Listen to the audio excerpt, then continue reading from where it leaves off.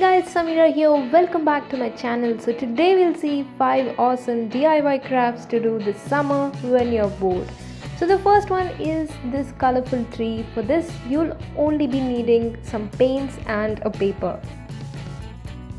I first drew the outline of a tree using a pencil, and then I used my brush and a black acrylic paint to draw the tree. Now comes the fun part. I have used bobby pin over here to dot the paint all over the tree for the leaves, and you can also use any dotting tools that you have. You can use toothpicks or maybe any other pins, or you just need to use your creativity. And I've also used the back of my pen to do the bigger circles. Now the paints I have used here are the cheapest paints on this planet, guys.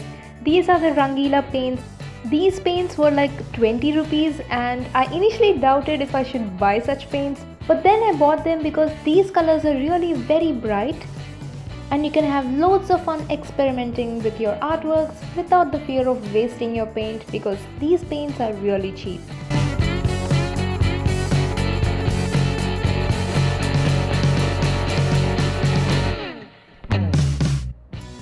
Just try experimenting with different tools to give different types of patterns on your paper. I really loved the end result. The tree was so colorful and exactly the way I wanted it to be. The next DIY is this colorful diamond, and for this we need to draw an equilateral triangle first, and that's what I'm going to show you now. I know the name sounds complex, but this triangle is no rocket science. This is basically a triangle wherein all the three sides are equal.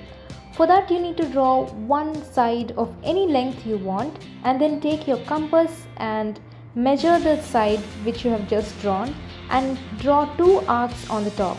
The point where the two arcs meet, that is the other vertex, and basically you just draw two more sides from that point.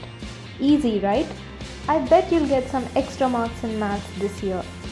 Well, you need to make 14 triangles like this, and I have taken a black chart paper and arranged these triangles in the form of a diamond. This is very easy. Just leave some border in the middle of the triangle so that it gives a beautiful black outline. And once you're done, just stick the triangles using glue. One thing to be observed here is the glue that I've used, which is a glue stick and not the white glue, because with the glue stick you can have some time to change the position of the triangle that you stuck before it dries completely.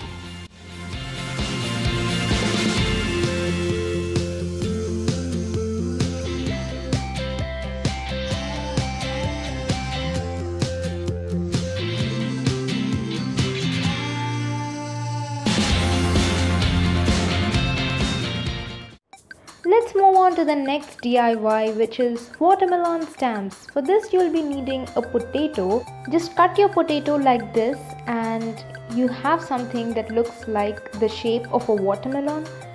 I just used some sponge to dab some paint onto the potato, and then I pressed it onto the paper.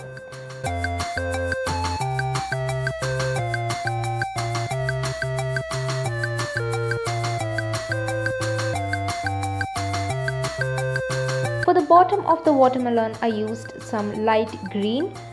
Make sure that you leave some gap between the pink portion and the green portion, because that's how a watermelon looks like. And to add some detailing, I've also used a dark green color and dotted it onto the light green color, and I used some black paint for the seeds. And this is how it looks like when you stamp the whole paper. Now coming to the fourth DIY, which is origami. And since it's summer, I thought, why not make a sun? You need a square piece of paper. Here I've used 7.5 centimeters side, and first fold the paper in half. In origami, the rule number 1 is that your creases should be perfect and crisp. Now fold the paper in the other side and you'll be having a cross-like shape. Now you need to fold the paper towards the center. As you can see, fold all the sides, that is all the 4 corners of the square, towards the center.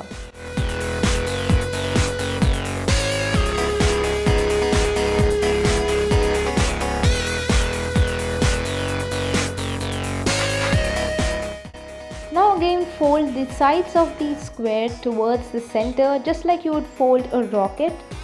And now flip your paper backwards and fold that triangular portion.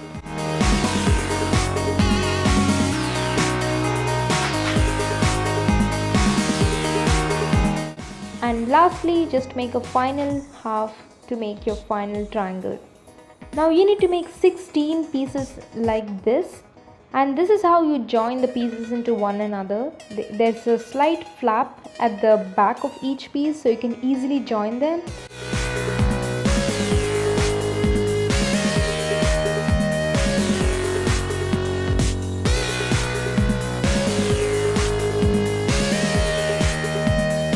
And once you've made all of them, it looks something like this.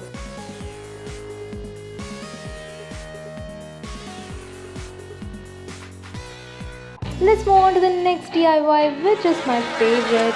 As you can see, we are going to make some bees, and for this I am using pistachio shells. Paint these shells using yellow acrylic paint.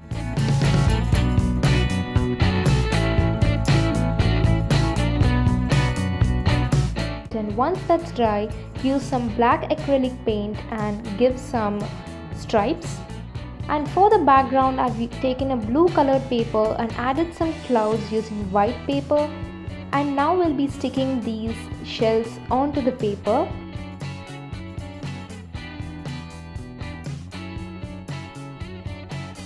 For the heads of the bees, I have used some yellow acrylic paint, and once that is dry, I gave some detailing with a black pen, but later on I highlighted using a black sketch pen because it was thicker. I added some detailing to the bees, like the antenna on the top and some sting at the tail portion and some legs and an expression to each and every bee.